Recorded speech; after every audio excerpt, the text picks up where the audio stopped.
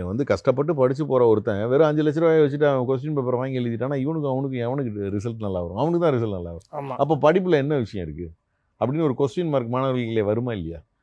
அதை பற்றின ஸ்கேம் தான் இந்த படம் எக்ஸாம்ங்கிறது.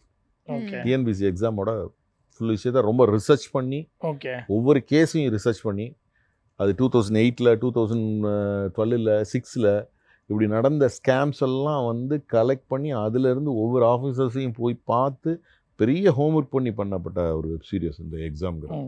அப்போ இனிமேல் வந்து இந்த பசங்களுக்கு கொஸ்டின் பேப்பர்லாம் லீக் ஆகாது, லீக் ஆகக்கூடாது. இப்போ எல்லாம் சீக்கிரட்டி போட்டு உடைக்க எந்த போறீங்க. ஒரு படமுமே நம்ம மட்டும் பார்த்துட்டு அப்படி கைதட்டிட்டு போகிறது ஒரு ரகம், இன்னொன்று இதை பார்த்துட்டு அதுலேருந்து ஒரு பாடம் கற்றுக்கிறது இன்னொரு ரகம். இந்த எக்ஸாம் அந்த மாதிரி இருக்கும்.